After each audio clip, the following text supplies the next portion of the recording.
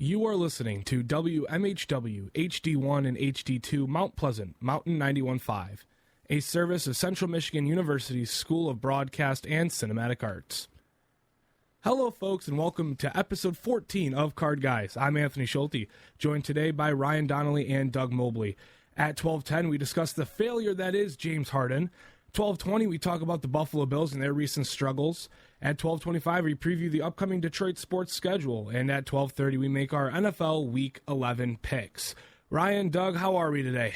I'm doing pretty great. How are you guys? I hope your Wednesday's going well. We got a show left until the break. Gobble, gobble. Yeah. We got lots to talk about, especially the failure of Detroit basketball, which I'm going to let you talk about because you're very passionate about this, especially after last night, which was very gross. Lots of failures to talk about today. Literally, our first three topics are just consistent failure topics, but nonetheless, this is a letter to Pistons fans, or as I like to call them, box score watchers, because about 90% of this fan base doesn't watch a game. Here this is. For you people that are calling Cade Cunningham trash right now, watch a game. Don't look at the box score. Watch a game. This is what I'll tell you all about Cade Cunningham.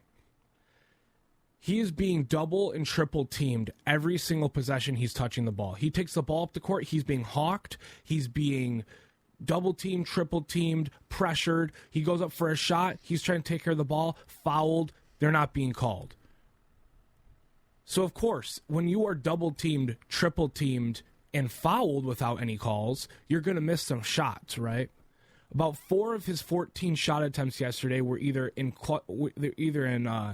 garbage time, just trying to get a shot off, or the ball rimmed out. He really shot, in my opinion, 4 for 10. Again, not great, but still not as putrid as 4 for 14. Yes, his shooting has been bad the last couple games, but every NBA player is human, right? They're not robots. They're human. Jokic yesterday went 8 for 24, I'm pretty sure. He pulled a Kobe Bryant from the field, 8 for 24. Nobody's talking about how bad Jokic is from the field. Luka Doncic in the first quarter shot 17% from the field and had 6 turnovers. We're going to talk about that? No, we're not. All because they have winning records. I understand the Pistons' record kind of sucks, for lack of a better term. 2-10, not good. But it doesn't help that half of the roster's been injured. Duren out, Bogdanovich out. Burks was out for a long time. Ivy was out for a long time. You got Joe Harris not playing. Monte Morris hasn't stepped on the floor yet as a Detroit Piston. It's rough. But you can't make an assessment about Monty Williams or Cade Cunningham when half of your team is gone. You don't have spacing around you. You have Killian Hayes and Oscar Thompson in the same starting lineup. They are both not deep ball threats. They can't space the floor. Oscar Thompson shot 1-3 yesterday, and he airballed it. He had a great game regardless of that three-point shot. He had a wonderful game, but he airballed his three-pointer. At least the one three-pointer I recognize him shooting. He could have shot others. I don't exactly know his three-point stats off the top of my head like that because this is a rant. Cade Cunningham is having 2 off games. He's played, 84 games as an NBA professional? He's still readjusting. It's only game 10. He's still readjusting, or game 12, excuse me. He's still readjusting to the NBA. He's only played 12 games back from being out for 3/4 of the season last year. This is him, and James Edwards of The Athletic said it best. This is Cade Cunningham readjusting to the NBA. Yes, he played well during summer runs, but that's not NBA basketball. This is the NBA. There's a lot more intensity. There's a lot of difference in between summer ball and NBA. So he's still adjusting to that NBA pace with nobody around him. Jaden Ivey should be starting over Killian Hayes, I think. Killian's played great. Jaden needs more minutes. What I saw Jaden and Cade yesterday, Jaden and Cade work well together. Start them. When Bojan comes back, you know what? Send Jaden to the bench. I don't care because Oscar starts at the 2. He guards the best player on the court. You see what he did to Shai Gilgeous-Alexander? 2 for 8 from the field. Now, of course, Shai exploded when Oscar was on the bench, but nonetheless, people are saying that's one of the greatest defensive performances we've seen from a rookie ever. Oscar Thompson, what an incredible player he is. But you look at Cade's shooting splits the last couple games, not good. But when you're double-teamed and fouled the whole time, and the refs aren't calling the fouls, you're going to miss some shots. They're also when a team game plans against a specific player and a specific player only, that specific player's not going to do too well. And also, let's not forget the fact that he had 12 assists, a career high yesterday. So he did pass out of a lot of shots, and a lot of shots he would take, he passed out of because of the double teams. There are a couple mistakes, though. He did miss a couple reads. Sometimes he does over dribble. And he should have had 18 assists. I counted them, at least from what I counted during the game. 18 assists he should have had if players were to make their layups or catch the ball. He had a career high in assists yesterday, so he's passing out of those bad shots for the most part. He only took 10 real shots, in my opinion, yesterday.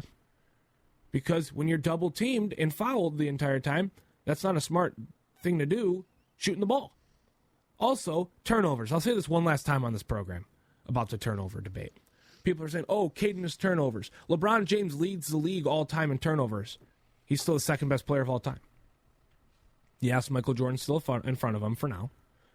LeBron James, second greatest player of all time. He leads the league all time in turnovers. At the top of the turnover list, you got Luka Doncic, LeBron James, Devin. You have all of these phenomenal players, superstar players. And you know what happens with high usage superstar players? They turn the ball over. Cade Cunningham has played the most NBA minutes this season. Out of everybody in the league, he has logged the most minutes. When you're a player that logs the most minutes, is the most mature player on your team, thinks 3 steps ahead while your team is thinking 1 step ahead, and you're trying to control an offense by yourself that you're just learning after reacclimating to the NBA, you're going to turn the ball over sometimes. About half of the turnovers Cade Cunningham has had this season were on him. Bad reads, being sloppy with the ball. I'm not going to excuse him for his poor shooting and his poor taking care of the ball. It's not good right now, but there's reasons to why, and that's why what Pistons fans don't understand. They just say it's because he's bad. I say it's because of this factor and this factor. As he grows as a player, is he going to have to learn to overcome those factors? That's what will make him a superstar player, if he can overcome those factors. But when your entire team is garbage right now, you have no spacing around you, no players who can put the ball in the bucket for the most part, especially from behind the long line, you're going to have some turnovers. You're going to have some turnovers. Half of them aren't on him. Half of them are either on the teammates or just overthinking a play or looking a couple steps ahead. Players not there. He had the right idea. Players didn't execute. But half of those are on him and him being sloppy and him reacclimating to the league. Cade Cunningham's not a bad player. He's going to be an all-star type player. We can't forget that in the first 10 games of this season, he averaged 24 points a game on good shooting. Can't forget that. But no, he has 2 bad games. Everybody's human. Everybody has bad games. Steph Curry's had bad games. He's still the greatest point guard of all time. Luka Doncic has had bad games. He's still one of the greatest players in the world right now. LeBron James has had bad games. He's still one of the greatest players in the world right now. Players have bad games. Just Pistons fans love to overreact because that's all they can do because they can't celebrate wins. But that's my rant on the Pistons and Cade Cunningham. Rough start to the season. We should have won about 5 more of those games and that we lost due to we got to close out the games better. Monty's got to adjust the rotations better. Why is Sasser only playing 8 minutes and why is Ivy only playing 20 minutes? We got to loosen up that backcourt a little bit. I said at the beginning of the season that this backcourt was going to be a little log jammed, and it is. I literally wrote an article on it. There is a giant log jam at guard. And I think Killian Hayes, he's played well enough to earn some interest, maybe from a team like the Hornets. Ship him out. I think it's time. I love Killian. He's played well. I think it's time we move on from him and focus on Ivy and Sasser because they have the higher ceilings right now. And this looks like another potentially lost season. I don't want to say lost season yet. We're only 12 into it. Looks like a potentially lost season. I think it's time that we start making some decisions and start focusing on let's grow these guys rather than year 4 Killian Hayes doing better recently, but not to what you want out of a 7th overall pick. But Pistons struggling. Hopefully they could turn around once all their guys are healthy and back. But that's my Pistons and Cade Cunningham rant. It's 12:09, which means it's time for James Harden. The system. the system James Harden, who is a failure. A losing system. I agree. Destroys locker rooms. He doesn't just destroy locker rooms. Time and time again. He is an EF5 tornado / hurricane going through locker rooms and just leaving a path of destruction. Yeah, this is what, his third or fourth team that he's just completely destroyed at this point? In the last, 3 years. Yeah. It's Ryan? ridiculous. I could go on and on, but I think the announcer or the analyst for the Mavericks summed it up a week ago. You are not a system. You are the system, or something like that. It's just I can go on and on about James Harden. I used to love James Harden. He was my favorite player growing up. I dressed up as him for Halloween once. Fake beard and all? Fake beard, spiky hair, Rockets pullover. I used to be a big James Harden fan. I hate him now. When you have the talent that you have, when you don't get what you want, then that's what's going to cause problems. Daryl Morey wanted to ship you off anywhere, but no, I want to go to the Clippers. I want to go to the Clippers. If you won't trade me to the Clippers, I'm going to sit out. No. He's just got a terrible mindset. You got a terrible mindset. If you get what you don't... I mean, Lillard played it fine when he got traded to the Bucks because he had a superstar next to him. And he was fine. But if Harden gets traded to a team like the Suns or like the Nuggets, he'll throw a fit because it's not the Clippers. And when he get what he wants, then he'll underperform. Harden has sucked for the past 3 years. When he was the second season that he was on the Nets, terrible. I don't know how he made an all-star team. Probably because of his name. Because he's James Harden. Yeah. When he was on the Sixers, I saw tweets, I saw articles like, "Oh, excuse me, is Embiid and Harden the second coming of Kobe and Shaq?" No! Are you ridiculous? They were far from that. Harden put up 30 in his Sixers debut and was like, "Okay, Harden's back." No. He put up 7 points. And then you look up, and then you go to last year in the playoffs, Game 6 and 7. You put up a total of 15 points. You had 7 points in Game 7 when you were on fire the Eastern Conference semifinals against Boston, and then you put up a whopping 7 to 9 points. He is, and you think he's the system player? No, he is the guy that ruins the system. If you had that big of an ego and you don't get what you want, yeah, I'd understand why you throw a fit. But you've done this 3 times now. You wanted to go to Philly, you got what you want, and then you complain about it. You wanted to go to Brooklyn when you were in Houston. So what did you do? Gain weight, underperform, with guys like John Wall and DeMarcus Cousins and Christian Wood by your side. They're aging guys, by the way. And then you're like, I want to go to Brooklyn. And then they're like, no. So you put on some pounds until you get to Brooklyn, and then all of a sudden they're gone, and then you underperform. And then when you're with the Sixers, you're like, I want to go to L.A. So what do? You just sit out. You don't go to training camp. You don't go to media day. You don't go to preseason. You not show up for the first 2 games for the Sixers. He has ruined so many systems that it's getting to the point where we're just used to it. And it makes me so mad. I just don't like James Harden. He's a terrible player now. He's getting up there. He's 34. He's 34 years old. James Harden this season with the Clippers is averaging 15 points a game, 4 assists a game, on 37% three-point percentage, and 47% from the field. Gross. And the Clippers, ever since trading for this systemic error, have not won a game. Their own 6. Yeah. Granted, all those games have been on the road, which is kind of ridiculous. Oh, no, sorry. They lost to the Grizzlies at home. 1 game. I just want to point this out. Russ is averaging 1 less point per game than James Harden right now. And James Harden is getting paid $35 million.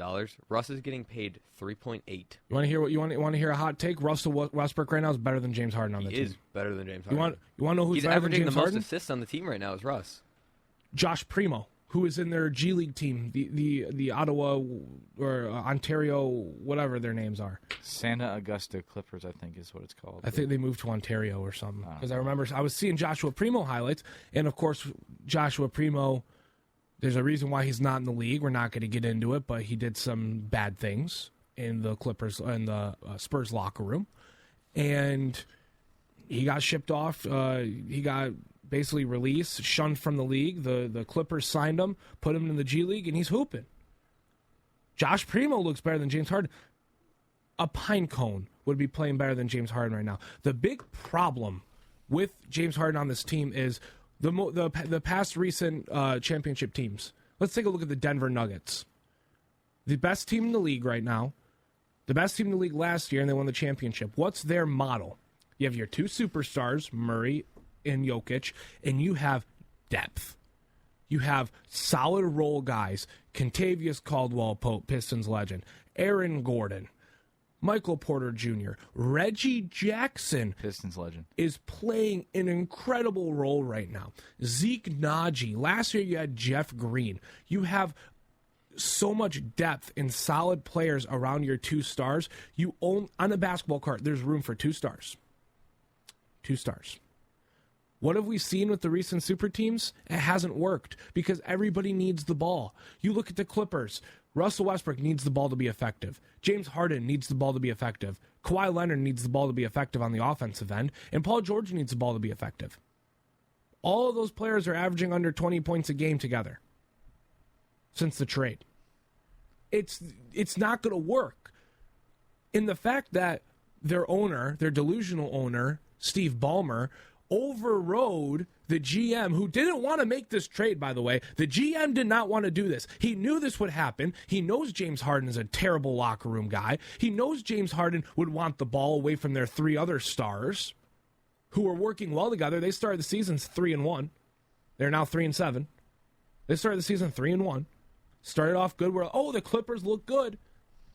And then Steve Ballmer is like, no, don't listen to my GM. We want James Harden. We'll give you all of our size and depth for James Harden. Robert Covington was a big defensive guy. Nicholas Batum, big defensive guy, and he was decent on offense. He had good size. And Marcus Morris, good size forward.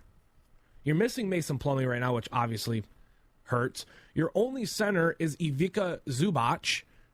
He's fine. And even then, he's fine. He gets into foul trouble. Now you got to play small ball. Now you have Kawhi Leonard guarding Nikola Jokic. That ain't going to end well. And it didn't. And then you have P.J. Tucker playing center. P.J. Tucker is 6'6" and 35. He ain't hanging with the big dogs. You need a center on this team for one. That's who you should have traded for. You should have traded for a center, not James Harden. You have Terrence Mann, who is better than James Harden right now.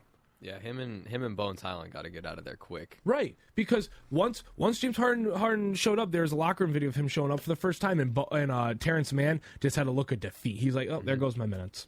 For what? James Harden, he's averaging 32 minutes on the Clippers. It's like Terrence Mann is like Tyrese Maxey, I feel like, in size and just play style, and in minutes too. Like Harden leaves the Sixers, guess who stepped up? Maxey. And you know what he's doing? He's unbelievable this year. He's averaging 30 plus. I for the put Sixers. him in the top 5 in the NBA right now. Yes, absolutely. I mean, that 50 burger. Terrence Mann was great until Harden got traded. Now he has no minutes. Yeah, that Philly team is scary. That Sixers team is. And they just lost to a very good Pacers team. There's a lot of really. The good Sixers teams without Harden. That's the team that the process should have been. Yeah, not Ben Simmons and Jimmy Butler and Tobias Harris. Like, well, I mean, if you look at that team from back then, I mean, Jimmy Butler, Joel Embiid. That team was fun, I'll tell you. Ben Simmons, like, that was a good team. That was a good team, but just too many stars. Tobias Harris now has slowly turned into a role player. Joel Embiid is one of the best centers in the league. And then Tyrese Maxey, like, it's the thing like you said for the Nuggets. They got Oubre their was two playing really well, too. Yeah. Before he got hit by that car. You got your two superstars, and you got depth. You got Maxey and Embiid, and then you got guys like Tobias Harris, P.J. Tucker. Well, he got traded to the Clippers. But now you got... Tobias Harris did? No, P.J. Tucker. He's on the Clippers. He was part of the trade. Oh, I'm sorry. Nick Batum. But you brought in Nick Batum. You brought in Marcus Morris. You brought in Robert Covington again. And now you have all this depth. Yeah, Furkan Korkmaz or whatever his name is. Korkmaz. Whatever. You got so much depth that you don't need another superstar. The Sixers are built the way that the Nuggets are. The Clippers just traded away their future for a 34-year-old guy that has a really bad locker room presence and will put up at least 13 a game. It's not 2017 anymore, LA. Steve Ballmer, developers. Go back to Microsoft. I'm sorry. No, don't apologize. I mean, it's something where it takes away from the product too. We watched yesterday. I watched a Clippers team they would have won that game without James Harden. Mm-hmm. But anyways, I digress. Maybe next episode, you said there's a lot of talent in this league. I'm thinking about talking expansion next episode because the NBA needs some expansion teams because there's way too much talent in this league right now. There's only two bad teams, objectively bad teams as of right now, and it's the Wizards and the Pistons. Yeah. Every other team is good and talented, which is scary, but that's why there's an expansion, and that's why things will kind of even out as we go on. But 12:20, let's talk about the Buffalo Bills. Friend of the program, Derek Steele, big Buffalo Bills guy. Yeah, it's been a struggle for the Buffalo Bills as of late, hasn't it been? Yeah, I mean, let's see. Looking at their schedule, so they lost the first game, won 3 in a row after that, and then they went 2-2 through 8 games. So they were 5-3. You lost to the Bengals. Not terrible loss because the Bengals, Joe Burrow finally had shown up. He had finally become Joe Burrow again. Jamar Chase was doing Jamar Chase things. So kind of, that's one of those losses where we kind of expected it to happen. But the Broncos. I mean, we're looking at bad losses here. The Jets, bad loss. You open your season with a loss against the Jets, and they didn't even have Aaron Rodgers. They had Aaron Rodgers for a play. The Patriots. At the time, the Jaguars weren't too hot. The Patriots. The Broncos. What are we doing, Buffalo?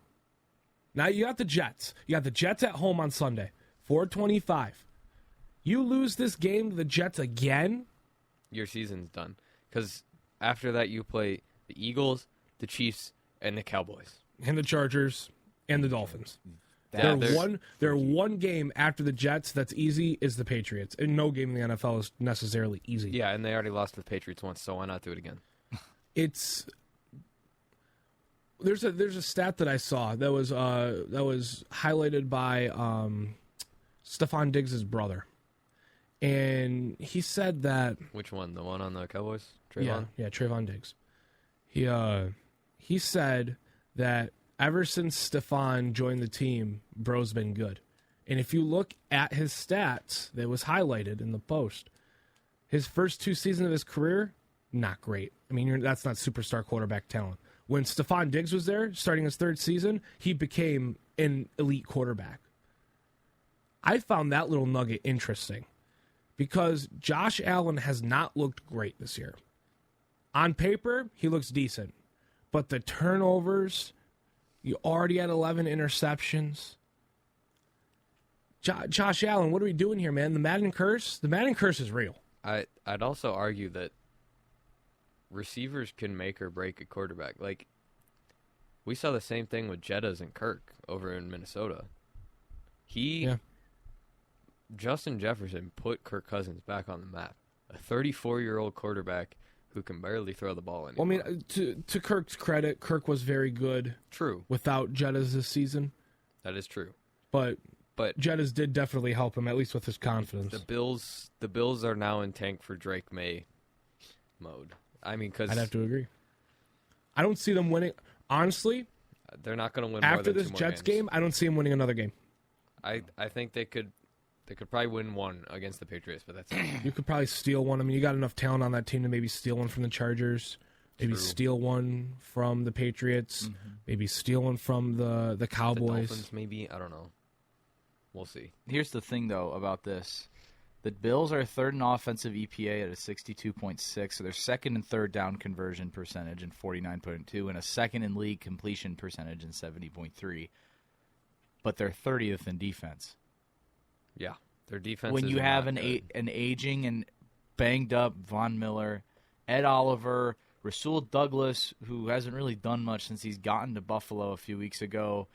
And then who's the guy? I keep forgetting his name that just got hurt and it was like huge for them. Matt Milano? Matt Milano. You lose Matt Milano, yeah, your already really bad defense just got worse. Mm-hmm. And I feel like it was that defense that really gave up a lot of points against Denver.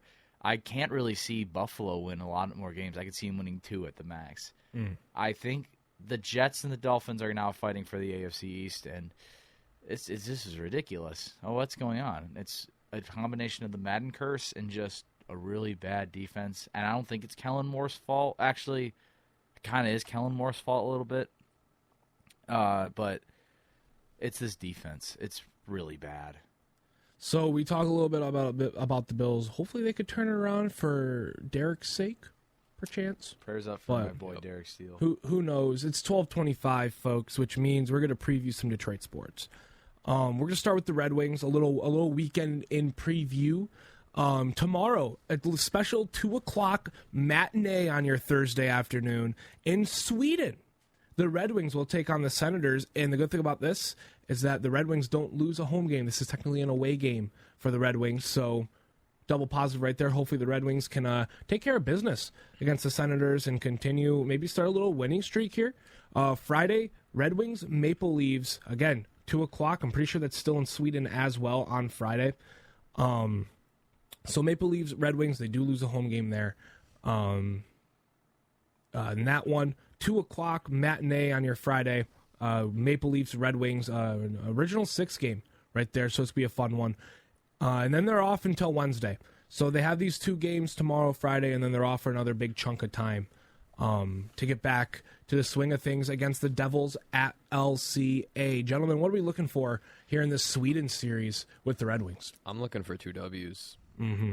You got the Senators, who are in the bottom of your division right now. Granted, they're not a bad team. They're 6-7. Yeah. The Senators, without DeBrincat, Kubalik, our worst team. Kubalik revenge game? Maybe, I have a but Kubalik sweater. I doubt it. I don't think he's that guy. I'll be honest. He's the Sadiq Bey of hockey. Yeah. And then you got Toronto, who is currently at the same record, same amount of points, same amount of overtime losses. Yeah, this will be a good game. It's going to be a really good game. Very pivotal game as well. Toronto, Austin Matthews. Matthews versus DeBrincat, man. That's going to be an insane game. I think. Absolute cinema. Yeah, I think.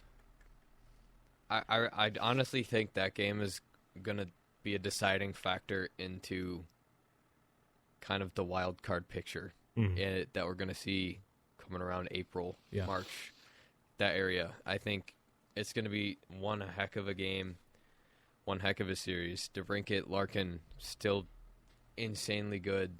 They're still what a duo they've become, the hometown duo. Yeah, the Ann Arbor boys. Yep. I think we got a lot of good hockey for years to come, boys. We do. This is going to be very exciting. Just don't let Jake Sanderson score again. Get up on him. Get 2 skaters on Sanderson, and also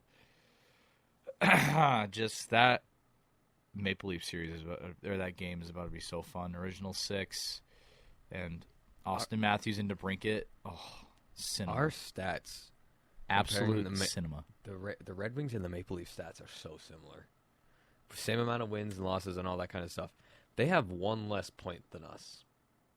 We have 143 points. Toronto has 142. Mm-hmm. They have 13 points per game. We have 14. Now their power play percentage is a little bit higher. That's not great. They're shooting more shots, but we're putting more shots in. Like, these 2 teams, they're going to be so good. It's going to be such a good game. And the goalies aren't too bad either. Like, we got some improvements, but it's going to be a great game. We need goalies. Yeah. Husso and Raymer aren't cutting it. Hey, they're worse. Their goalies are worse than ours. Oh well. Moving on to the Pistons, let's go through this quickly. In-season tournament, Friday, 7:30 in Cleveland. As we maybe. The way we've been playing against these teams, we just need to finish ball games. And then Sunday, 4:00 matinee, Pistons Raptors out in Toronto. Fun Sunday afternoon game right there. And then we'll cover Monday, Nuggets, Pistons. And then, honestly, I'm looking at the schedule. We play Monday, against the Nuggets, and then we don't play till Friday against the Pacers, and then we don't play till the Monday after that against the Wizards. It's a lot of spaced out games here after a lot of back-to-backs to start the year. Nice little schedule breaks for the Pistons, and then the Lions. Bears, Lions, Sunday, 1 o'clock. It's going to be a good one. Why are the Pistons on directly after the Lions every single Sunday? It's like I'm happy, and then I'm sad. And then I'm like, oh, Lions. And I'm like, oh, Pistons. Well, I mean, we played Toronto on Sunday, so I think we're going to be very happy. And then it's going to be Thanksgiving, so I wouldn't be upset. Hey, we get Lions football twice next week, Sunday and Thursday against in-division rivals. I'm very excited. We're going to crush both. We're going to get our first Thanksgiving win since 2016. It's going to be good. It's going to be fun. It's going to be fun. That's your Detroit sports preview, 12:30, folks, which means it's time to make our NFL Week 11 picks. Show tradition it's turning into, going to ESPN Pick'em. This is the first time in show history that we're doing back-to-back episodes where we're doing back-to-back picks. Really? Today we're doing the picks, and then Monday we're going to be doing the picks for Thanksgiving because we won't have a show on Wednesday. That's true. So we're going to be a packed show, folks. Monday's going to be so fun. Tune in on 91.5. I'm very excited for Monday's show. It's going to be great. Looking ahead, Thursday night, tomorrow night, we got Bengals, we got Ravens. It's going to be a fun one. Finally, a decent prime time affair. I'll be tuned in. I'm taking the Ravens, however. Not a big fan of the Bengals. Didn't support them last week. Picked the Texans. Give me the Ravens. A little bounce-back win against the other orange team. Give me the Bengals. Oh, really? Give me prime Is that time. your upset? Give me primetime Joe. That's my upset. That's your upset? Wow. What a pick. I think you got, you saw Jamar Chase come back from injury. He was supposed to be banged up, dropped 22 fantasy points. Mm-hmm. Primetime Joe and primetime Jamar is going to stack up for some insane points. Give me primetime Lamar on this one. So you said the guy who's gotten 10 points in the last 4 games straight? I just need him to just do good in fantasy this week. It's not possible anymore. Lamar Jackson is turning into Justin Fields. Baltimore in primetime is such a fun team to watch, and I feel like it's going to be a bounce-back week after that disgusting loss against Cleveland. Give me the Ravens. Moving on to Pittsburgh and Cleveland. Give me Pittsburgh. Cleveland just lost their quarterback. A lot of these picks were made before Deshaun Watson was out. They're back down to P.J. Brown, which is not good. And the Steelers have a formidable defense and a comparable offense compared to a good defense and Amari Cooper. Who? Yeah. P.J. Walker, excuse me. P.J. Walker. Who? Yeah. Shout out the broadcast boys. That's valid. I'm picking the Steelers, but I would not be surprised if Myles Garrett gets and that's not even an upset either because these two teams are pretty equal when it comes to yeah, they're both 6-3, both good. Yeah. Good, evenly balanced teams. This is tough. I don't want to overthink it though. Both Pickett and PJ Walker have sucked though. They both have really incompetent quarterbacks. However, Cleveland does have a better defense than Pittsburgh, in my opinion. So go Brownies. And I just love picking Cleveland. Moving on to by the way, Jamarco Pickett played in the game last night for the Denver. You said Pickett, so that reminded me. I was watching Jamarco Pickett last night play for the Denver Nuggets. Nice to see my boy Jamarco Pickett. I'm close. I don't want to say close with him, but I'm close enough with him to be pretty happy with him. Getting some playing time yesterday for the Nuggets. However, Lions, Bears, Lions. Give me the Lions. Yeah, the Bears are gonna lose. Stop Bears. The Bears give me the Lions. Suck. Give me the Lions. Packers, Chargers. Chargers gonna bounce back. Yeah, Packers are absolutely booty. They are. Give me the Chargers. And then the Raiders going to Miami to take on the Dolphins off their bye. Give me the Dolphins refreshed after that. Devon, A-Chain. And they have A-Chain back as well, too. Going to drop like 30 points. Give me the Dolphins. All right, Giants, Commanders. Oh, boy. Give me the Commanders. This is garbage. Give me the Commanders. I'm so glad that's not a late slate. Right. All right, we have Panthers and Cowboys. Great. I feel bad for the 2% of people that picked the Panthers. Yeah. I bet it was a Panthers fan because they just want hope the one Panthers fan. I don't know any Panthers fans besides like Steph Curry. One of my cousins lives next to one. That's about it. Oh, give me the Cowboys though. Not even a question. And also, they get 2 games this week, Sunday and Thursday. They play the Commanders on Thanksgiving. It's gonna be fun.